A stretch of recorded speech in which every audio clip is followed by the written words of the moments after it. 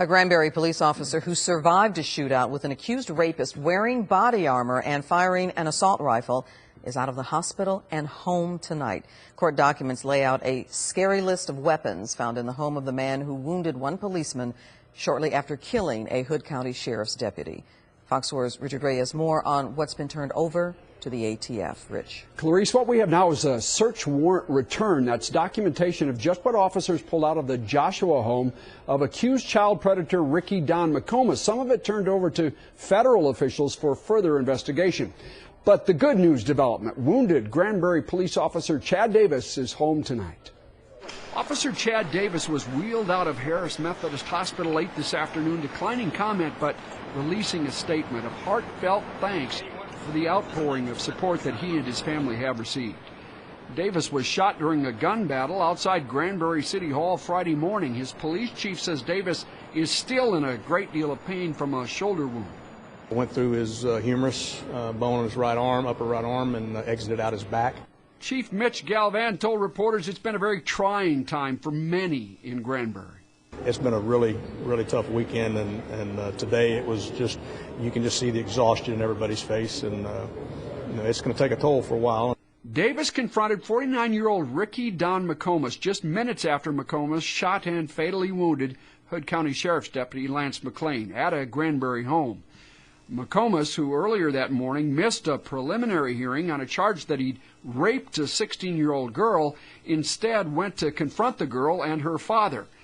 After shooting Deputy McLean, McComas drove to downtown Granbury, where he was killed in a shootout.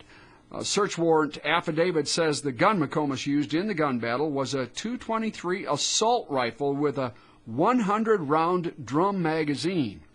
In McComas' home in Joshua, police found 24 pistols and rifles, law enforcement badges, and 10 different prescription drugs.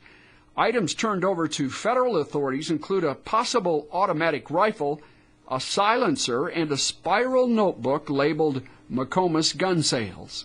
You hook on something in there, Cliff, that I need to get up there with? His police chief says Chad Davis wants very much to attend the Tuesday funeral of Sergeant Lance McLean, but the swelling in his upper body and the pain he's in may prevent that.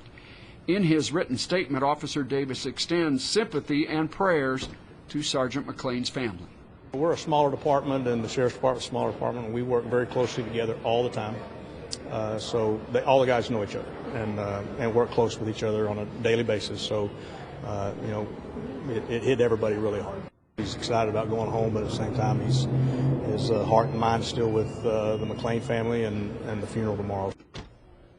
One other note, we learned today that beside the shoulder wound, Officer Davis was also struck in the knee by bullet fragments, but that injury is not at all serious. In fact, it will take some time, but Clarice, he is expected to fully recover. Wishing him all the best. Rich, did the police chief give any more details about how that shootout unfolded? He did. He was asked if he thought McComas was headed for City Hall, if he wanted to start shooting there. He doesn't think so. Again, keep in mind, McComas was wearing body armor. He had an assault rifle with that 100-round drum magazine. Officer Davis had been following him and trying to stop him for some time, the chief says. There were 4 police cars behind him. The police chief thinks he turned into that lot because he saw another one, a sheriff's cruiser, coming at him. Now, there's no way of knowing for sure, but the chief thinks where the shootout happened, outside City Hall, was not really part of the plan. That's just where it happened. Richard Ray in our newsroom, thank you.